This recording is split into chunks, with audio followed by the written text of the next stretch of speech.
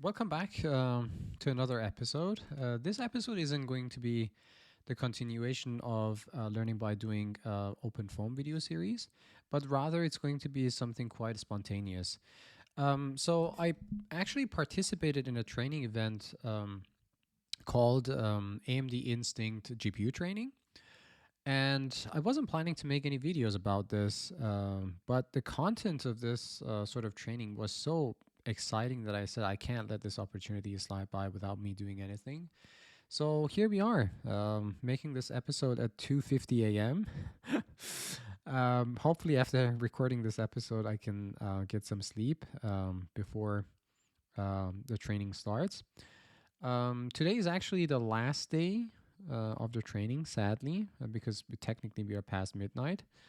The training was supposed to be for 4 days, and hopefully, if I can catch up, I can make one episode per day, sort of wrapping up and summarizing everything we discuss in every day. And the reason that we had this delay from, like, this episode is going to be dedicated to day number 1, and we are at the last day of the training. The reason that we had this delay was because that I wanted to make sure that I have the right permissions, because I'm using their computational resources.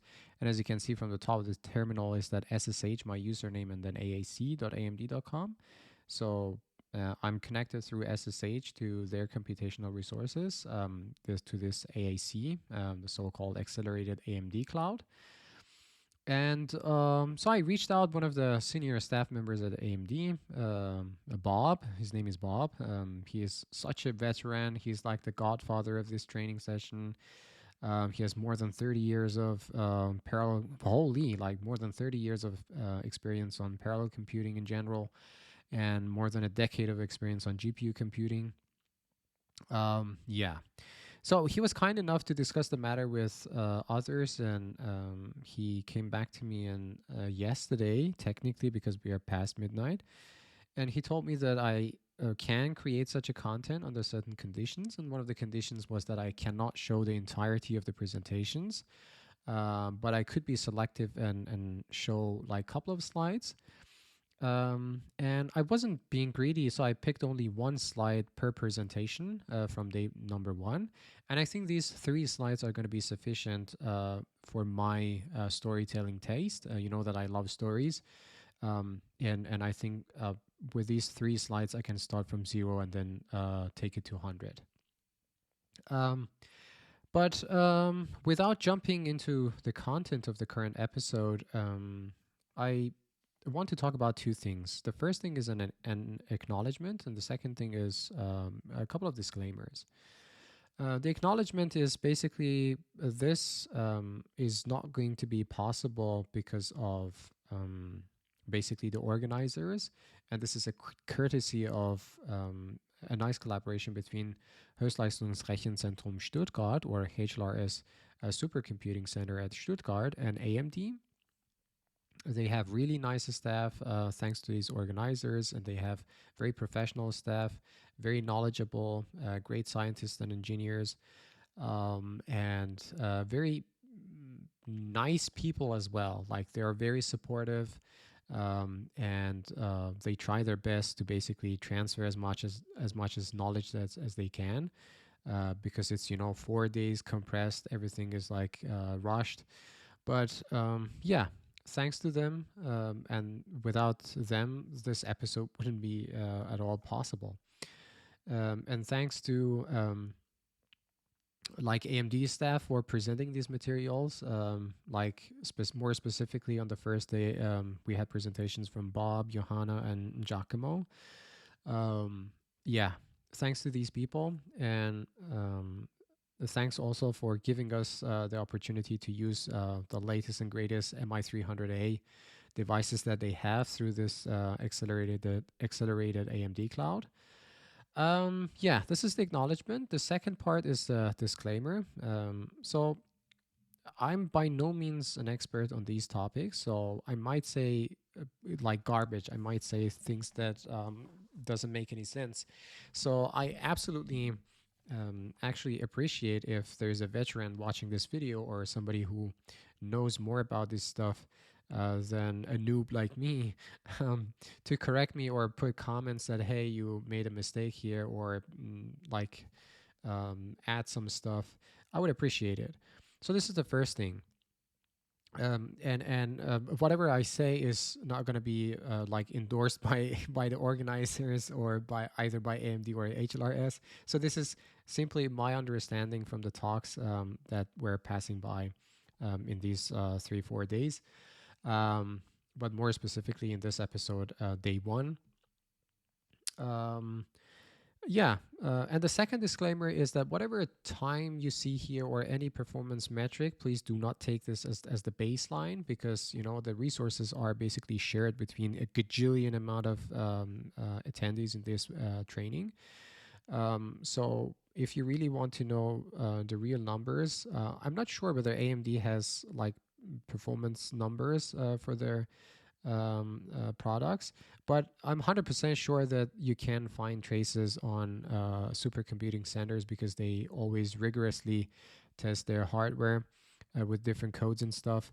So either if there is any information on performance side from AMD, please reach them, or if they have any content on their websites, reach that. Or not, you can, if there's no information on AMD side, then you can of course find something absolutely on these supercomputing centers like HLRS or other ones. Okay, so that is it. Now we can start basically the content. The first slide I selected was from a talk that Bob basically gave us. So we started by talking about APUs, or accelerated processing units. APU as a hardware sort of has this hypothetical design pattern. First of all, the idea of this integrated GPUs was already around, but the problem was it was limited by how much GPU compute capability we can basically include in there. So what AMD basically came up was the idea of these chiplets that can basically expand that compute capability. And this is sort of the general or hypothetical chiplet design of an APU. So you see that we have a bunch of GPU chiplets. And then on the bottom right corner, if these are CPUs, this is a product that AMD calls it as MI300A. A combination of CPUs and GPUs, great for purposes that you need both CPU and GPU. And if this block or this chiplet is also GPUs, then this is a product that AMD calls it as a MI300X. It's considered as a discrete GPU. It is absolutely like a monster for very heavy computing tasks like AI applications, for example. But the beauty about this APU designs is that all the GPU chiplets and the CPUs, they have access to the same memory address. So we have a unified shared memory here. And that is absolutely beautiful on the hardware side, and on the performance side, it gives you a lot of benefits. And also on the programming side, it basically gives rise to a philosophy called APU programming model. In my opinion, it's like a philosophy. You can apply it to any programming languages. And that philosophy is based on this simple fact that, hey, there is no host memory device anymore, or there is no device or GPU memory anymore. So there is no host memory, and there is no device memory anymore, because these two are having access to the same unified shared memory. So, and if you apply this principle to any programming languages, like, for example, pragma-based languages like OpenMP, then you can write your code simply. For example, if you know already how to do multi-threading with OpenMP on CPUs, then porting it to GPUs is as simple as adding some keywords. In this case, you can add target, teams, distribute, and then you're good to go. If you apply it, for example, to low-level languages like ROCm, HEAP, and OpenCL, these are, of course, coming with great flexibility, but then with great flexibility comes huge responsibility as well. Complications rise. But in the case of HIP, for example, the things that we discussed, if you apply this APU principles to HIP, then you don't need to worry about allocating memory on the device, allocating memory on the host, copy um, um, information from host to device, and then transfer the control over the device, and then try to do those heavy computations on the device on the GPU side, and then presumably take some results back from the memory of the device to memory of the host. And then you need to also clean up after yourself as well, like deallocating the resources that you allocated. So all these complications, it just goes out of the window with this APU programming model, thanks to this sort of philosophy that there is no like device memory, separate memory for a device like the GPU or the CPU. And that's the beauty of these monster machines like APUs like MI300A from AMD. So this is basically it, the first slide that I wanted to talk about. So the traditional GPUs, you know that they have, like the CPU has its own capacity memory, and the GPU has its own high bandwidth memory, and these are completely separated. And then if you want to like transfer information, like you need to copy stuff from host to device, and then once the computations are done from device to host, as I said. But this sort of data management or memory management could be done specifically and explicitly by the programmer. And in the case of like traditional discrete GPUs, this is one of the options, explicit programmer. Basically does that memory management themselves. And the second option now is that a concept called managed memory. And in managed memory, thanks to that, then operating system basically does that data management or memory management for you. But as far as I understood, that is more than of a functionality for the old gen hardware than basically giving you performance. So if you are using basically APU programming model, and then if you want to try it on like old gen hardware, you can use this managed memory. But the problem is that you're not going to get probably the best performance out of it. So again, if you're working with discrete GPUs like one of these old gen hardwares, probably you need to take the path of explicitly, if you know what you're doing, you need to take the path of like explicitly sort of managing your data and resources. So that is one comment I just wanted to make. But if you are having like this APUs, then you're good to go. You can have the best performance, and you can also use this APU programming model, which facilitates a lot of the stuff. And we're going to see examples of it. So that's let's in a nutshell the content of the first presentation. The second presentation was offered by Johanna, and it was basically showing how we can offload to CPU using OpenMP, like these pragma-based languages, and also having the APU mindset in mind with unified shared memory. And I picked this slide because it basically summarizes everything very nicely. So the only thing you need is that adding this pragma OMP requires unified shared memory. If you're having access to a beautiful hardware like this MI300A. And alternatively, you can also use this flag of -f OpenMP force USM, unified shared memory. And then don't forget that you need to always export this environment variable, this HSA XNAC equals 1. And then on top of that, as I said, it's going to be using OpenMP in the context of unified shared memory. It's going to be as simple as whatever you were doing for CPU's multi-threading. You need to add target to pass the control over to device to perform the computations on the device. If you want a parallelization, then you need to use teams distribute. So these 3 keywords are enough. So target, teams, distribute. The rest is the same because you can have parallel forward do depending on the language like C or C++ or Fortran you're using. If you have nested loops, you can use collapse. In parentheses, you can put the number of nested loops you have.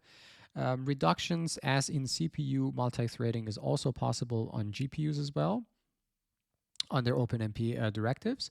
And then if you want to also execute some functions within your kernels, then you need to mark that function with this declare target. And we're going to see also examples of this. And there were some points also regarding data sharing that probably it's better to consider always to put the default to be none, so that you explicitly have to mention other sharing policies on your own. So this is basically the content of the second presentation by Johanna. And as I said, it's doing offloading from CPU to GPU with the unified shared memory and the mindset of APU programming model, but on pragma-based languages like OpenMP. The next sort of presentation was doing the same offloading, but this time on discrete GPUs. So you can use this also with traditional ones like the old gen hardware like MI200 as well. So I picked this slide because this beautifully summarizes sort of the story. So plain CPU code, you see that we have allocated some arrays, for example, with malloc, and then we have initialization, we perform some computation. Everything looks quite normal. On discrete GPUs, on the other hand, you allocate this stuff, you initialize your arrays, but then you see that you have this directive here as OMP target data. So this is the sort of a scoped variant, but you have also other variants as well. You have like target, you have target data, you have target enter exit data, you have target update, you have all these different variations. But the important thing you need to know that, so this construct is like a scoped version, and that's why we are using these curly braces to have to mention the scope that this operates to, and then you're explicitly mapping your data. So for example, in the case of in array, you see that we are using mapping to, and this means we are mapping from host to device. And in is an array, and it has size from 0 to m size. So that's why. And then you see in the case of out, because the computations are presumably are going to be done on the device, that's why we put here from, because we don't need to copy the initial values of out array because they are nonsense. So we are copying the memory from the device to host this time. And again, out is also an array, 0 m size. And then, but this doesn't launch any kernel. This is the scope that you basically say how my data needs to be transferred and managed. But then you need within the region that you want to perform those to launch those kernels, you say pragma OMP target to pass the control and computation to the device, and then use teams distribute parallel 4, and you are using basically with this construct you're using all the computational resources on the device, and then the computations are going to be done. So you see that for discrete GPUs, in the case of sort of OMP comes with this map clauses, so you need to explicitly take care of those stuff. On the case of HIP, we're going to see examples of HIP as well. It's another programming language, but the same story goes there too. You don't need to, like for discrete GPUs, you have to allocate memory on host, allocate memory on device, copy memory from host to device, perform computations on the device, and then take the result, copy it back from device to host, and then clean up after yourself by deallocating those basically arrays that you allocated. For unified memory, on the other hand, considering the OMP or OpenMP, it's as simple as adding this statement on top. Pragma OMP requires, actually, this is a typo, requires unified shared memory. And then you don't care about any explicit sort of mapping or data transfer or data management. So you just simply say that OMP target teams distribute parallel 4. As simple as that.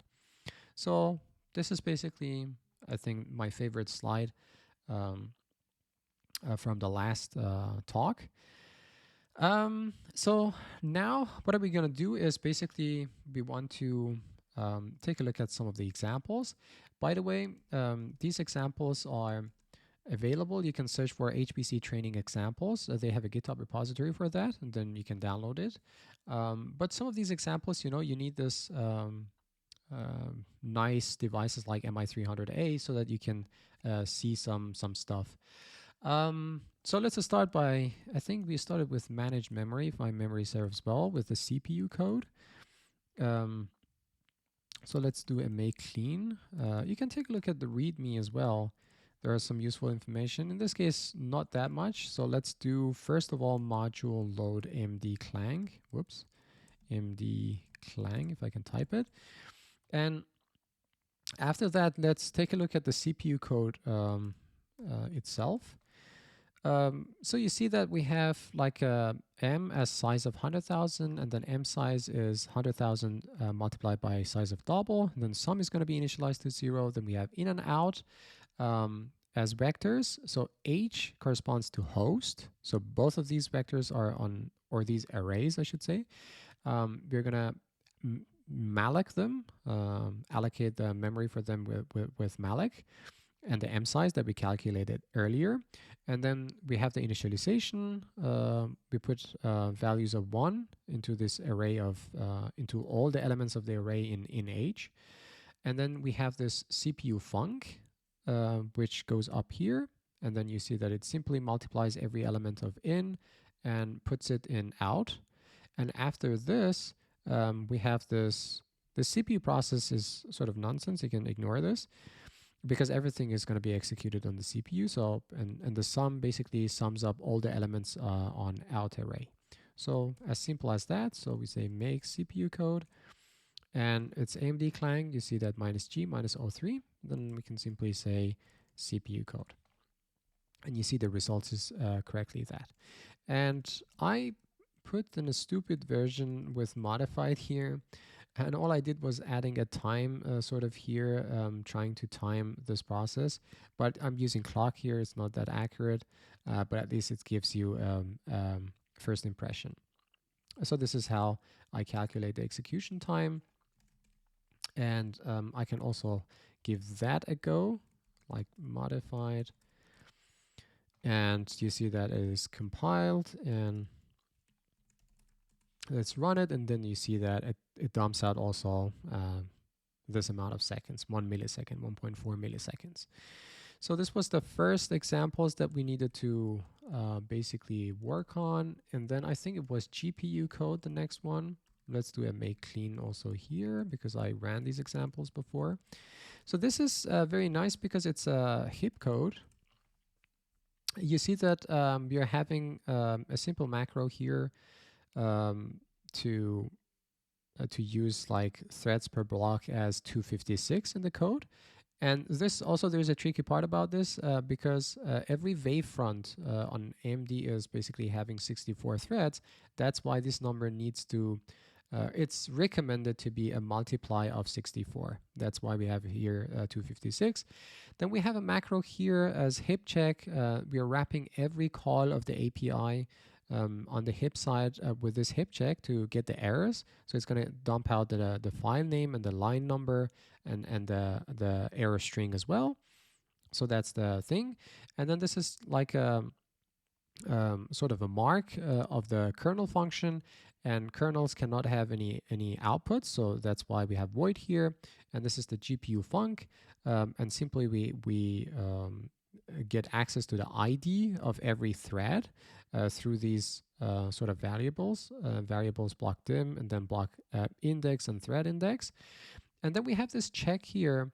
The same story goes here. We are multiplying every element of in H and then put it again on out H. But we have an if statement here. And the reason for that is if you remember, the size of the array was 100,000. And having 256 threads per block, and then the number of blocks, and then you have in your grid.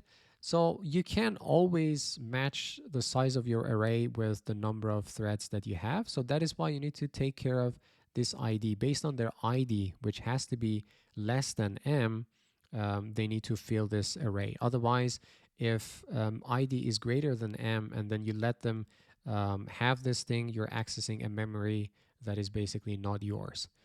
So that's going to be an out of bound, basically, access issue. So you allocate with malloc on the host, and then you have 2 pointers for the device. Again, as I said, the hip malloc is a hip API call, and that is why we wrapped it around this hip check, the macro on top. We are passing this address of IND, and D represents the device for in and out. And that's the reason that we are sending the address. And here it's a pointer. So that's why we have a void star star here. And then we have the initialization, again, another hip mem copy here that basically copies from host to device the content of in from host to in of the device. Then you create a grid based on, the number of blocks you want, and then for the block, the threads per block. And then you say, hey, I want to run this kernel or launch this kernel with this. They call it as triple chevron with these like triple angle brackets.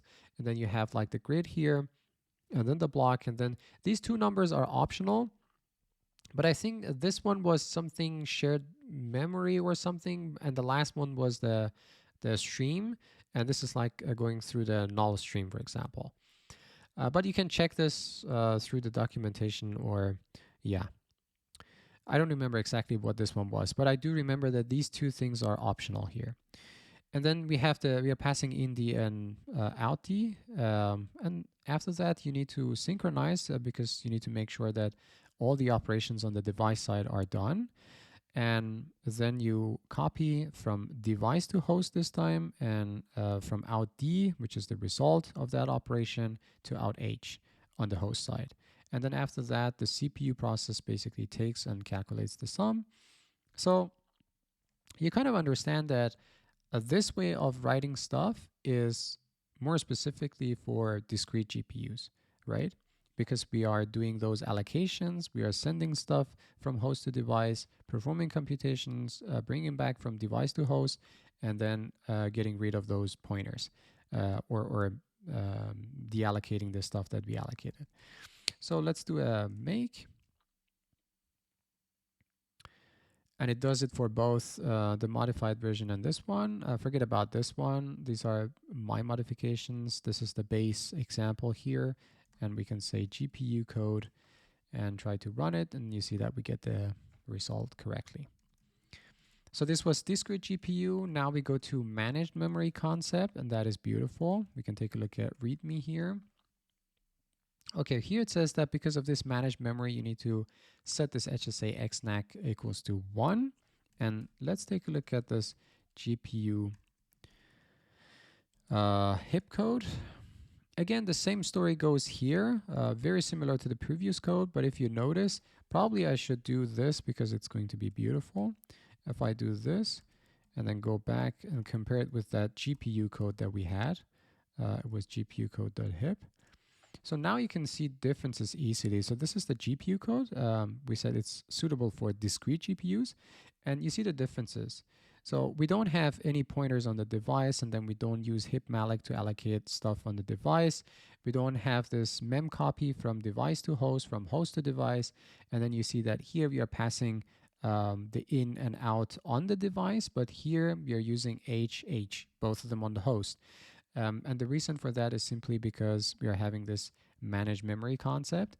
And so the operating system is going to do stuff for us if we are using old hardware, right? On sort of APU like MI300A, we can simply turn on that thing, that environment variable, and then we can see what happens. So the example is exactly as before, but as I said, we don't have the hassle of allocating memory, copying stuff from host to device, device to host, and stuff like that. So let's do a make here as well.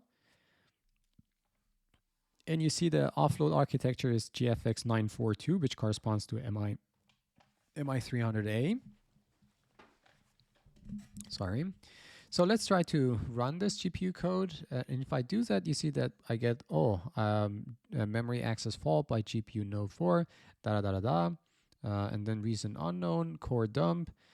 The reason for that was simply written also in the README that I had to set this environment variable. So I'm going to copy that and then run this again. So, and now this basically dumps out the correct result. And this was another example that we had to do.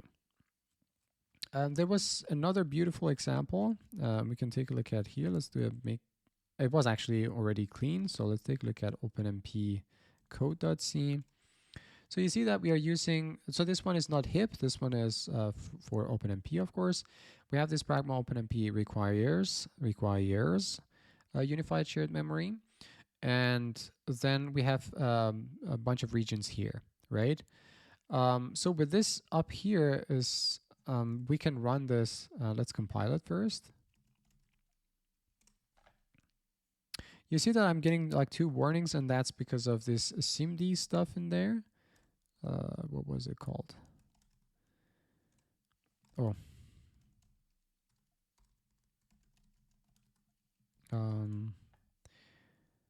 Yeah, it's because of this SIMD.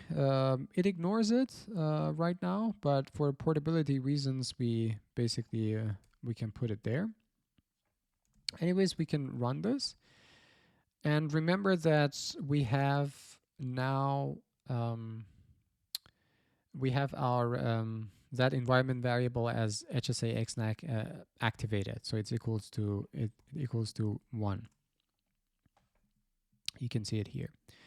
So what I can do is that you can take a look at what is happening on the device by some environment variable and other environment variables. So I can say export, and then I think it was lib omp target, and then equals -1. And let's do this OpenMP code. Did I spell that correctly? So let me check. Oh, it's actually OMP target info. That's the problem. So with that, I think this should dump out a lot of stuff. Yeah. So you can see what is actually happening. And then you can see here it says like XNAC is enabled. But then one thing which is interesting is that you see a copying data from host to device here. And this was mentioned by Bob, it's just the size is 4 bytes. And this is like a handshaking mechanism. There's no copying happening here. We are using MI300A, and we are using the APU programming model with that unified shared memory. So there is no copying happening here. And I think there was also, yeah, somewhere here also it says 0 copy. That's one thing, but let's do some interesting stuff. If I do this, if I comment this out, so now this looks like something that I can run on discrete GPUs, but not quite, because I haven't managed my memory explicitly, right? So, but first of all, let's export this HSA XNAC to 0. And then let's see if this code basically runs. I'm going to compile it again, and we're going to run it. So with this HSA XNAC 0, we are basically sort of simulating MI300A or an APU running similar to a discrete GPU. And if you take a look at this, you see that it's, aborted memory access fault by da. So there's a fatal error regarding the memory. And the reason for that is simply because we haven't managed the stuff explicitly, as we said. So for example, here we have the in array here that we initialized it here, so we need to map it to the device. So I think here we should add here map to, and then in h, and then we have the size 0 to, I think, m, yes. And then we can do also another map. For out, we don't need the initial values, so we can say from, We only need the device values. So we can say from here, and then I can say out H, and then put 0 and M here. And then going down here, so the out here, I don't need to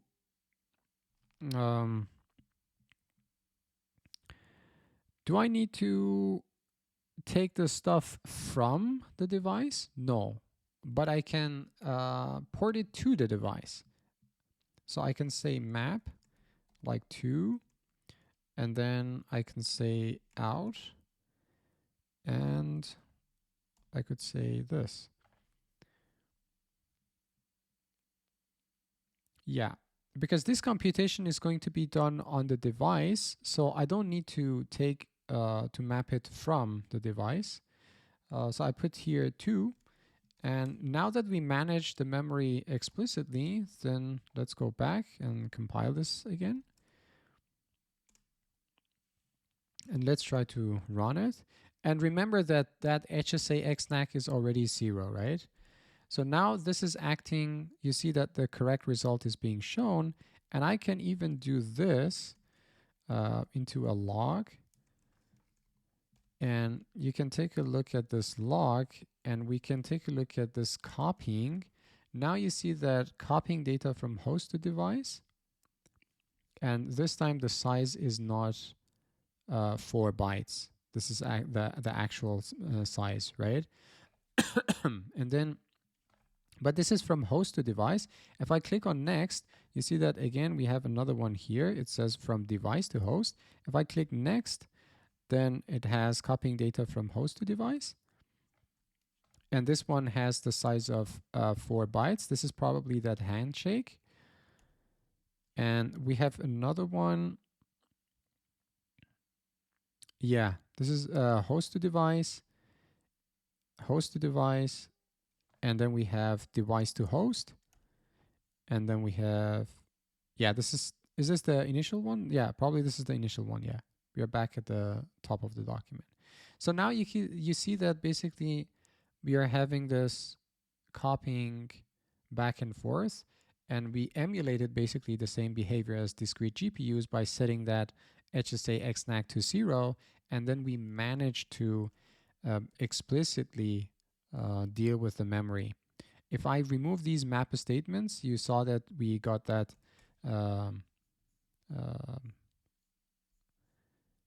the error that we got in the previous sort of run after we compiled it. So this is another nice example that you can basically with setting that libOMP target info, you can literally see everything which is happening behind the scenes, all the copyings and stuff. So this is for this example. I need to a little bit speed up. So I think that was it for this managed memory. Then we had this pragmas. Let's go to OpenMP, and let's go to C versions, of course. And I remember Johanna was saying 1, 2, and 5. So the first one is Saxby. So Saxby is like AX plus Y. That's a simple thing that you see in BLAS libraries. Let's take a look at it. So we have here a gajillion amount for n, and then x and y sized with n, t being 0. These are like for measuring time. And then the only thing we have here, so here we are using unified shared memory, by the way. And we have OMP target here, and OMP target. So this is basically using one thread. So Pragma OMP target takes the computations to the device, but right now without anything in front of it, it's just one thread, and it's going to be very slow. So if I make this, and I think I need to set that, yeah, this is going to be problematic because I haven't set, so can I export it like this? I'm going to set it to 1, and then let's do Saxby. And this time around it works, and it gives you the plausibility check, the values of y0 and yn minus 1. So the reason we needed that was because that you're on APU hardware and we are having that requires unified shared memory. So we need to activate that environment variable. The second thing is parallel for SIMD. So let me do first a make clean. Then the Saxby example. The only difference from this one and the previous one is that now instead of having OMP target, we have OMP target parallel for SIMD. But this parallelization is also not enough because it only uses the resources that you have in a single computing unit. So let's take a look at this. Make Saxby, and let's run it. And yeah, it should be a little bit faster of the other one.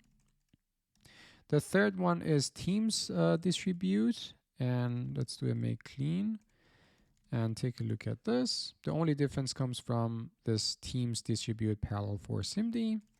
So let's do a make Saxby again and run this. You see that this one also works. So these are all step-by-step different levels. So I think from this 4, we go to no USM or no unified shared memory.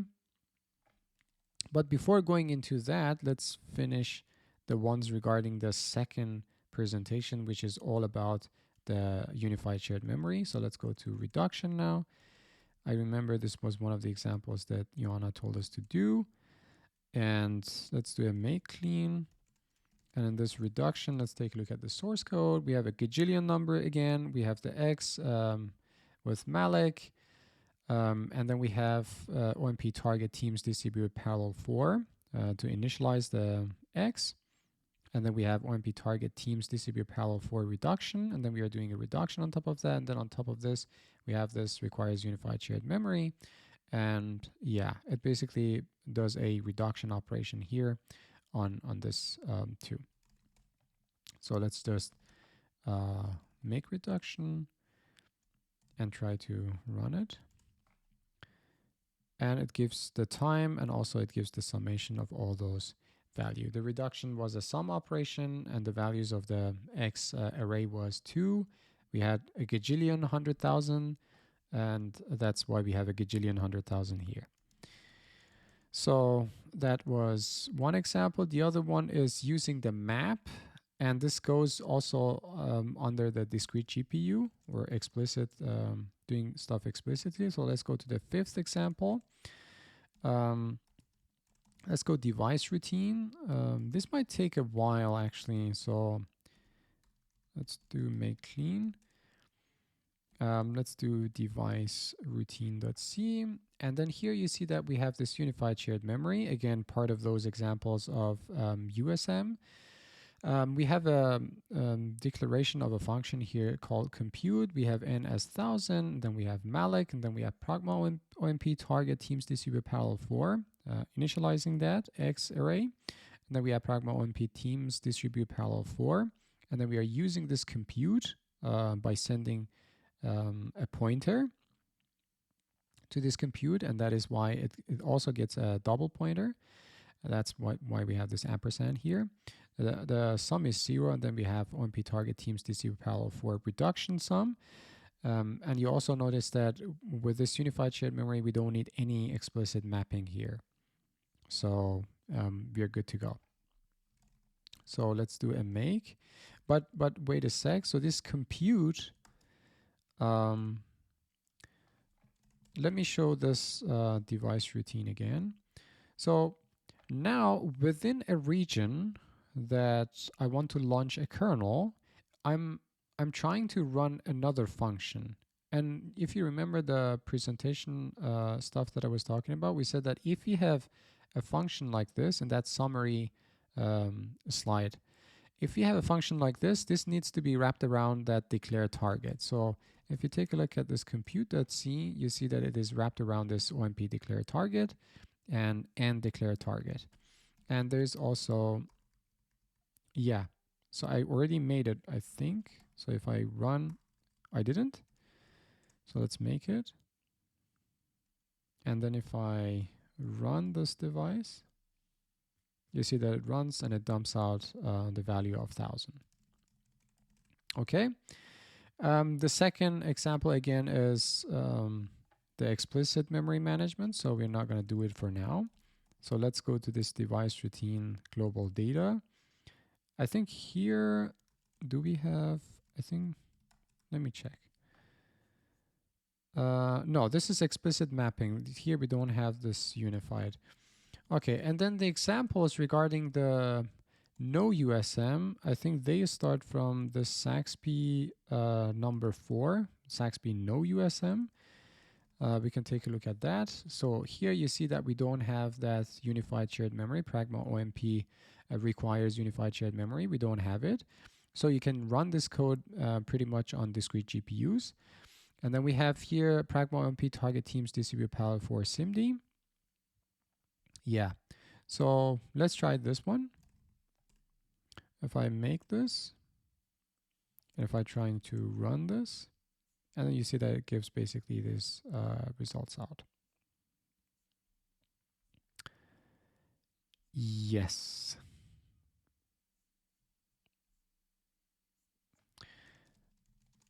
So let's go to, should we do 5 and 6 as well? So let's see what this one brings into the table. So here, in the previous one, we didn't have the explicit mapping, but in this one, we do have explicit mapping. So this means that, and we don't have this unified shared memory. So this means that if I make this, and if I export this to 0, this should still work. This should still work. So let's see, and you see that it works. But it does like some copying, because now we are sort of simulating the effect of, you know, running on a discrete GPU with that export statement. So I'm going to turn it back on. So this was also a nice example, doing explicit mapping. So we have Saxby target data. That's the last one in the mix. And this one, again, explicitly manages the stuff. And then it's using the target enter data. This is the no scoped version. And then within that, we're having OMP target. And this is the one that launches the kernel to perform this. And after that, we have another region. And finally, we need to have a construct of exit data as well and releasing those resources. So let's do a make and do a Saxby. And you see that this one also works. So, and we can also go over, there's actually no need, but I can quickly show that. So this is the reduction problem. And let's take a look at it again, but this time is from the perspective of doing no USM, so we don't have that unified shared memory, and we are explicitly basically manipulating stuff. So here, this is the example that I was talking about on the Slack channel as well, that this should be to, not from. No, actually, the other way around. This should be from, because we don't need the initial values of x to be on the device. So from is probably here a better option. And then this second map, as Johanna mentioned, that this has to be there. So let me just do this. Now we're going to do a make, and we're going to do a reduction. And you see that this one also works perfectly fine. And even if I do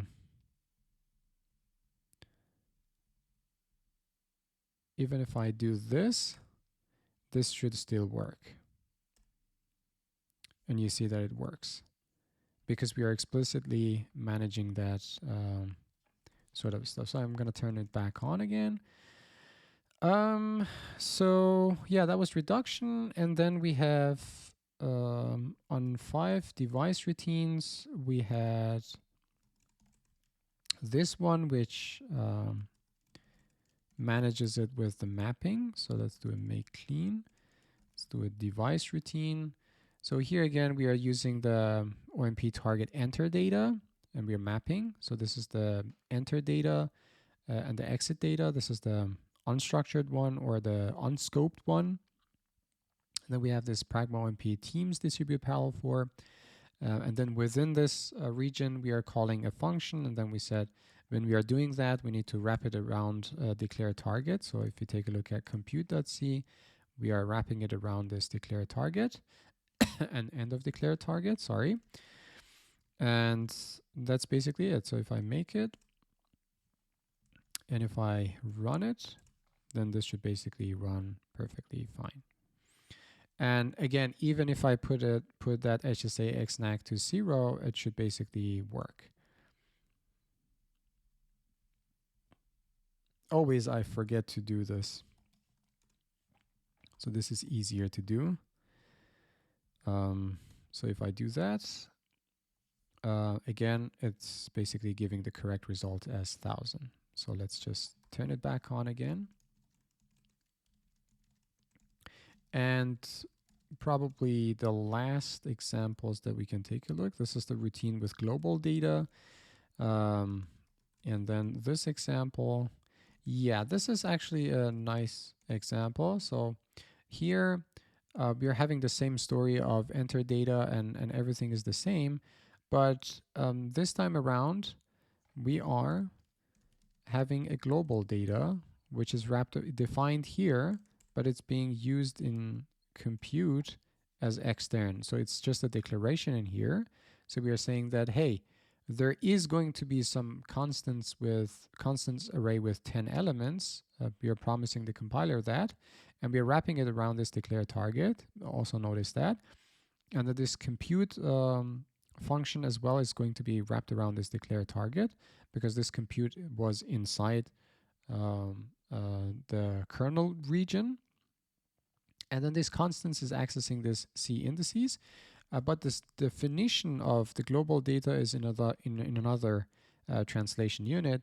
And here we are explicitly mentioning this stuff. And then we are also declaring this as declare target and end declare target. So let's do a make.